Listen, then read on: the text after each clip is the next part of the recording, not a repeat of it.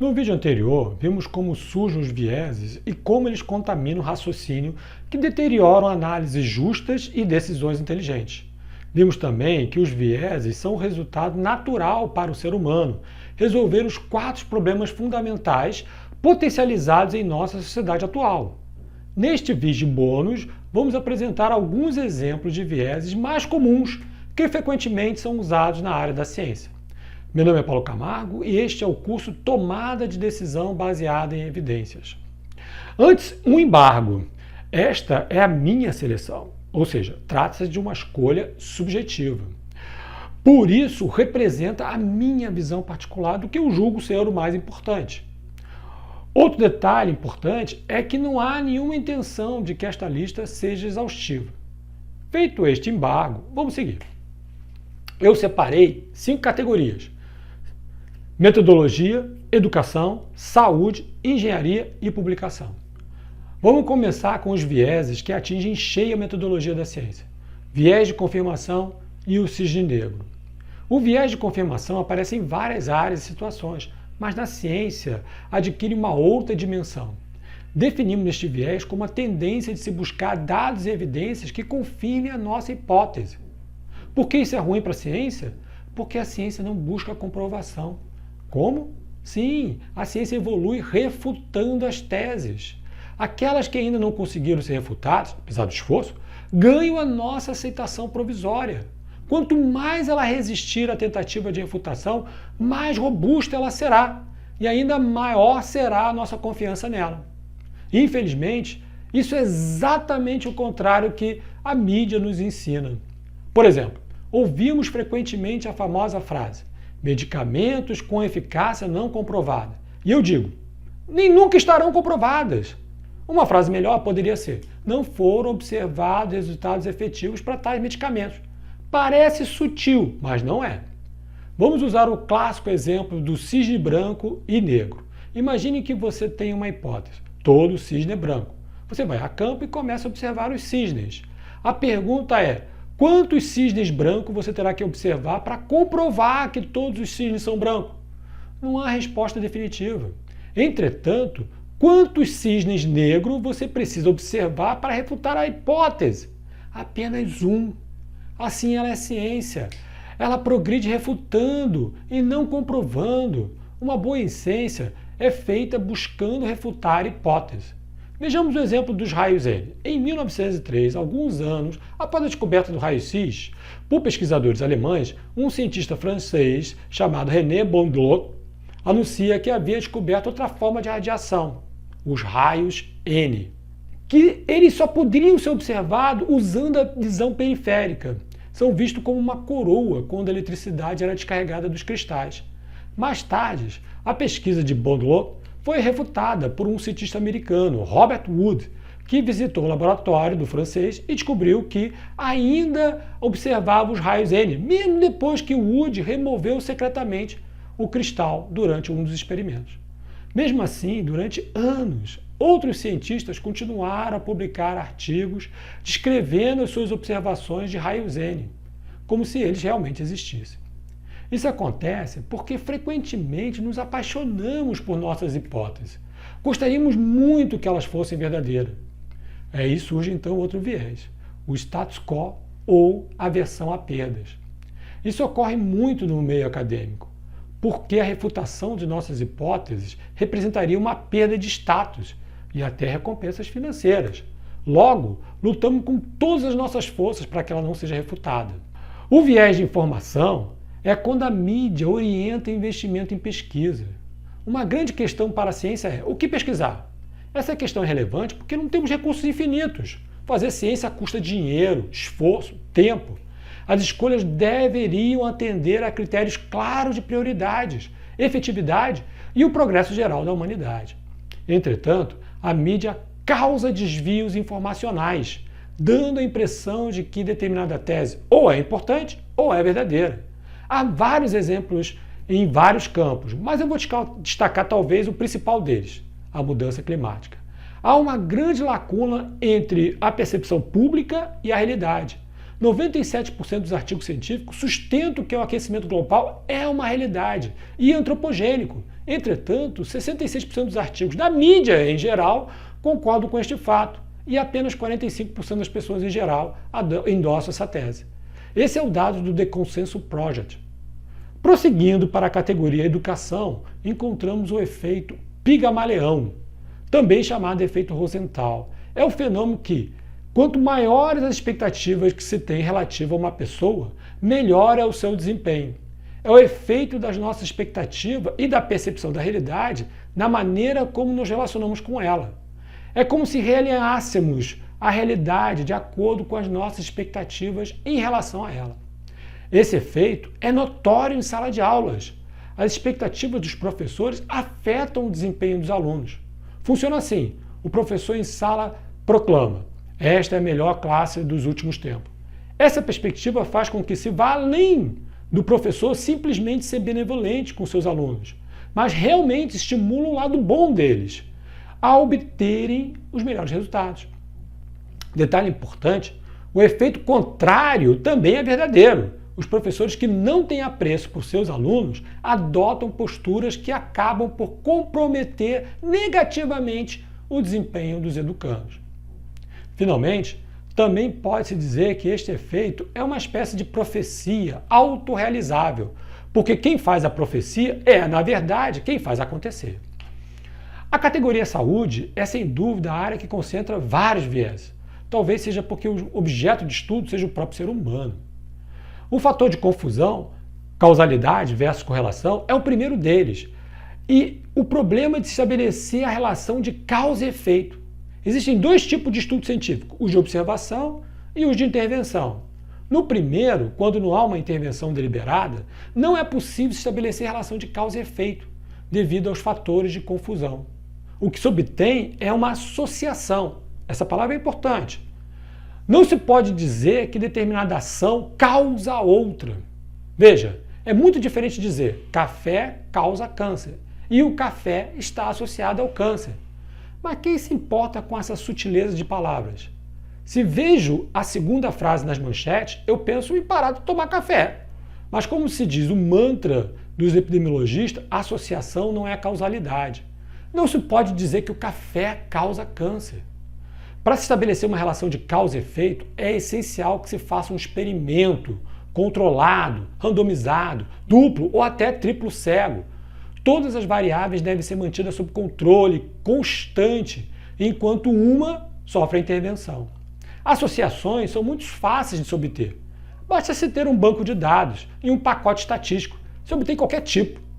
Não é de se admirar que muitas vezes encontrem associações diametralmente opostas. Veja este caso em que temos uma associação bem forte da variação do preço do petróleo com o número de canções de rock na lista dos 500 mais da revista Rolling Stone. Entretanto, não creio que se proibir os grupos de fazerem canções de rock fará o preço do petróleo cair. O viés de seleção, também conhecido como randomização, é devido à dificuldade de se controlar bem o estudo. Os grupos devem ser bem homogêneos e deveriam não diferir em nada: sexo, idade, porcentagem de fumantes, sedentarismo, etc.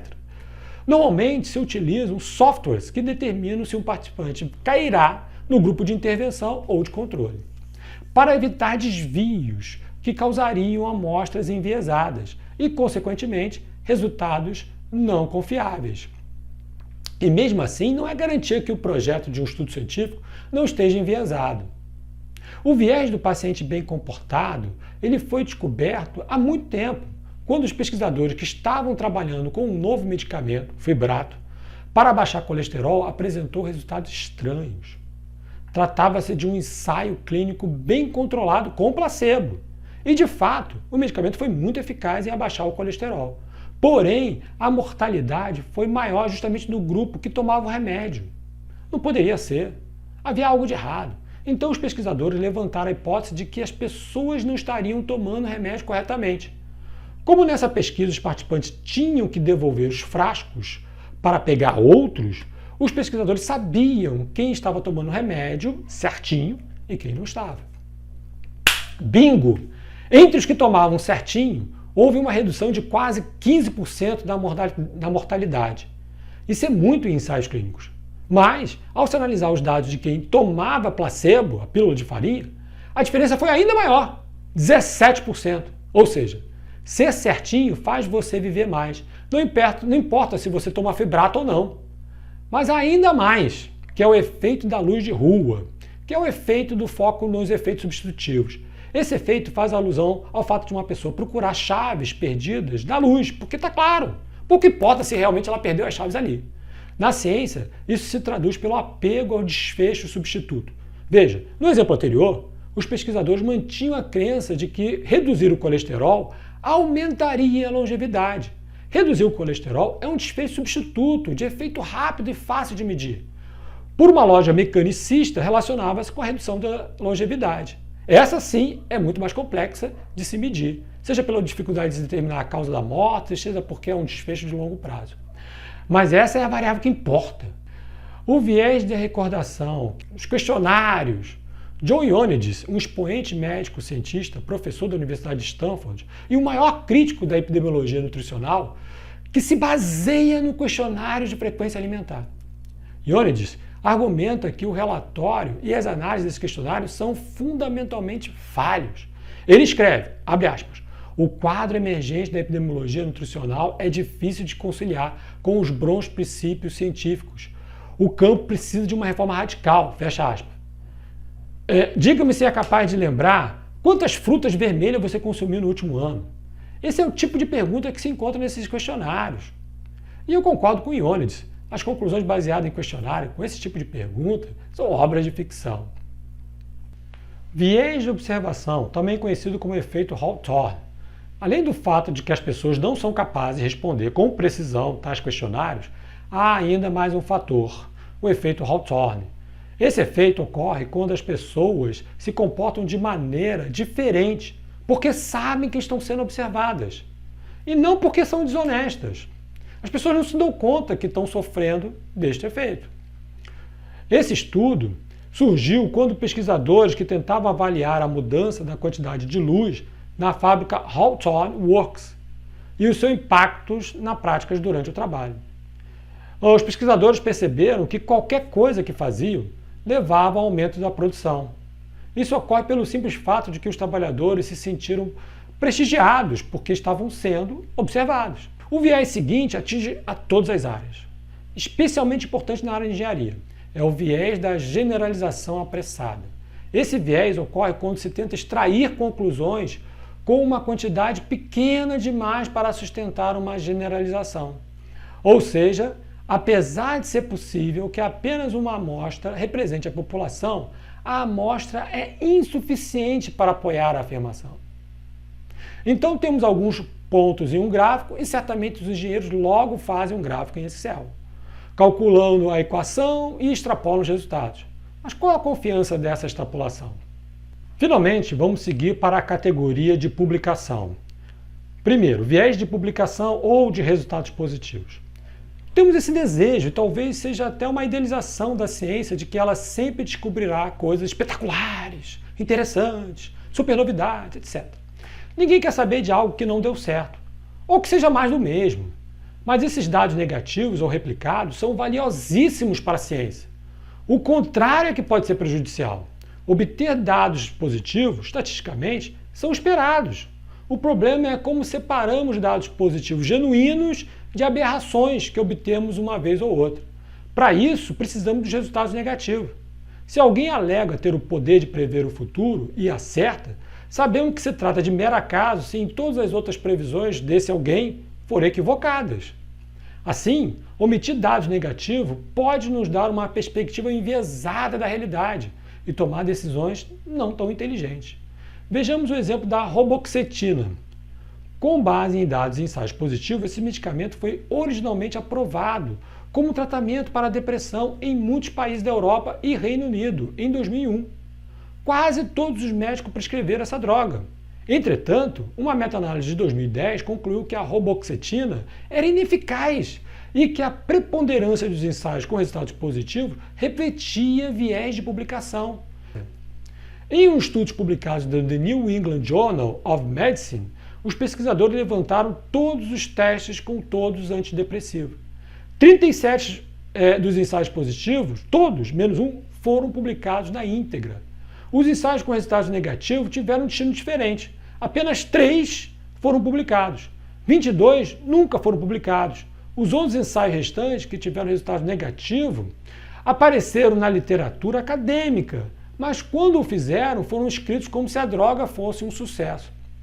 Em suma, esta é a realidade. 38 ensaios positivos e 37 negativos. Mas, na literatura acadêmica, foram 48 ensaios positivos e 3 negativos. O viés de publicação, ou efeito halo, e viés da autoridade. O viés da autoridade dentro do escopo de publicação da literatura científica ocorre quando determinados artigos de pesquisadores que possuem um alto prestígio têm seus trabalhos aprovados quase que instantaneamente, como se os seus trabalhos bem-sucedidos anteriormente criassem uma áurea de que fossem infalíveis. Adquirem, portanto, um status de aprovação sem uma verificação rigorosa. A partir daí, até mesmo pequenos deslizes são minimizados ou descartados. Mas, como bem sabemos, o sucesso do passado não garante o sucesso do futuro. Até mesmo os maiores cientistas já estiveram errados em determinado momento. Por exemplo, Lord Kelvin disse: o raio-x é uma fraude. Ele afirmou que não acreditava na descoberta feita por Wilhelm Röntgen e aperfeiçoada por Marie Curie. A teoria de germes criada por Louis Pasteur é uma ficção ridícula, disse Pierre Pachet, professor de psicologia de Toulouse, em 1872. O próprio Einstein, que formulou a constante cosmológica, que mais tarde se mostrou falha. E, de fato, Einstein teria declarado que esse foi o pior erro de sua carreira. O viés Galileu-Galilei, como muitos estão chamando, seria uma coisa nova, seria exatamente o inverso. Isto é, todos que desafiam as autoridades estariam certos.